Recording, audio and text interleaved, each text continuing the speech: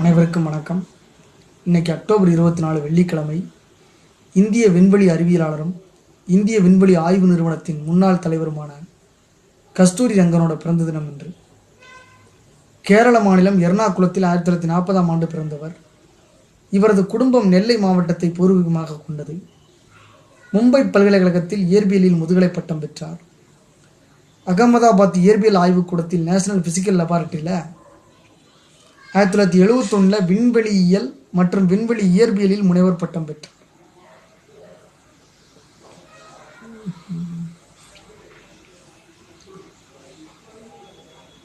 விக்ரம் சாராபாய் நிறுவன national physical லெபார்ட்டரியில் இவர் படிச்சிருக்கிறார். கேரளத்துக்கார். இந்திய விண்வெளித்துறையில் சேர்ந்தார்.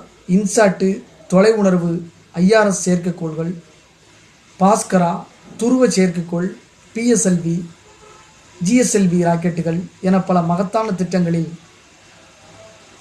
முக்கிய பங்காற்றி நாட்டின் பெருமையை உலகறிய செய்தவர். இஸ்ரோ செயற்கைக்கோள் மைய இயக்குநராக, இந்திய விண்வெளி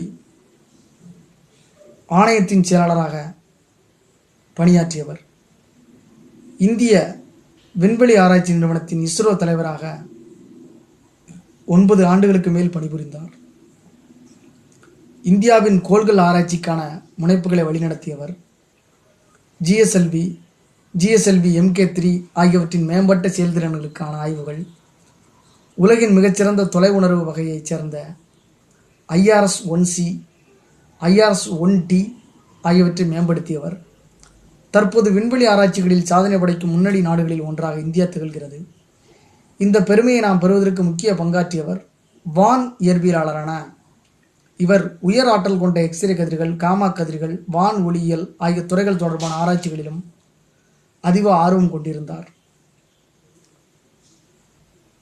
இது தொடர்பான ஆராய்ச்சிகளை ஊக்குவித்தார். காஸ்மிக் கதிர்கள், காமா கதிர்கள் தொடர்பான ஆராய்ச்சிகளில் முக்கிய பங்காற்றியவர். இந்தியாவின் மிக உயரிய ஆராய்ச்சி முனைப்புகளுக்கான திட்டங்களை வரையறுத்தார். இவை இவரது தலைமையிலான சாதனை திட்டங்களாக கருதப்படுகின்றன. மாநிலங்களவை உறுப்பினராக 1994ஆம் ஆண்டு முதல் 2003ஆம் ஆண்டு வரை பணியாற்றியவர்.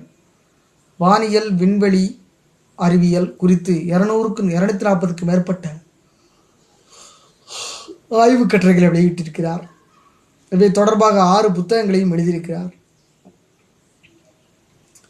சாந்தி ஸ்வர்ப்பு பட்நாகர் விருது, MP பிர்லா நினைவு விருது, பத்மபூஷன், பத்மஸ்ரீ உள்ளிட்ட ஏராளமான விருதுகளை பெற்றிருக்கிறார். 16 பல்கலைக்கழகங்கள் இவருக்கு கௌரவ டாக்டர் பட்டம் கொடுத்திருக்கின்றன. இந்தியா மட்டுமின்றி உலகின் பல நாடுகளிலும் முக்கியமான அறிவியல் அமைப்புகளின் உறுப்பினராக இருந்து வருகிறார்.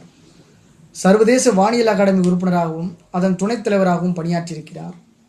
சர்வதேச வானியல் ஒன்றியத்தின் உறுப்பினராகவும் அறிவியல் அகாடமி, தேசிய பொறியியல் அகாடமியின் தலைவராகவும் பணியாற்றியிருக்கிறார். நவீன இந்தியாவின் பிரபல விஞ்ஞானியாக போற்றப்படும் கஸ்தூரி ரங்கன் இந்தியாவின் திட்ட கமிஷன் உறுப்பினராகவும் பணியாற்றியவர்.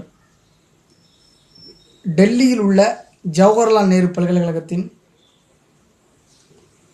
வேந்தராக பணியாற்றி வந்தார் 2015ஆம் ஆண்டு. அதுக்கடுத்து இவருடைய வரலாறு என்னன்னு சொல்லி எனக்கு தெரியல, நீங்கள் தான் தேடி கண்டுபிடிக்கணும். ஏன்னா MS சுவாமிநாதன் ஒருத்தர், பிற இவர் கஸ்தூரி ரங்கன், இவங்கெல்லாம் முக்கியமானவங்க தான். அக்டோபர் 24 வெள்ளிக்கிழமை பிறந்திருக்கிறாங்க. இவர் பிறந்திருக்கிறாரு. மும்பை யூனிவர்சிட்டியில் போயிட்டு, பாம்பே யூனிவர்சிட்டியில் போயிட்டு இயற்பியலில் ஃபிசிக்ஸில் மாஸ்டர் டிகிரி முடிச்சிருக்கிறாரு. அதுக்கடுத்து அகமதாபாத்தில் பணிபுரிஞ்சிருக்கிறாரு. அதுக்கடுத்து 1971 விண்வெளியியல், ஸ்பேஸு மற்றும் ஸ்பேஸு ஃபிசிக்ஸு, ஆஸ்ட்ரோ ஃபிசிக்ஸில் முனைவர் பட்டம் பெற்றிருக்கிறார். காஸ்மிக் கதிர்கள் மற்றும் காமா கதிர்கள் குறிச்செல்லாம் ஆராய்ச்சி பண்ணியிருக்கிறாரு. அக்டோபர் 24ஆம் தேதி பிறந்தவர். ரொம்ப ஒரு முக்கியமான ஆளுமை தான்.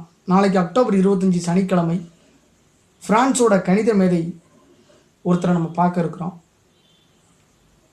இந்த நன்னாளாம் பொன்னாளாம் வெள்ளிக்கிழமை இன்னைக்கு ஒரு மாபெரும் ஒரு ஆளுமை கஸ்தூரி ரங்கரை சந்தித்த மகிழ்ச்சியோட இந்த நாள் இனிதே நிறைவு பெறுகிறது. நன்றி, வணக்கம்.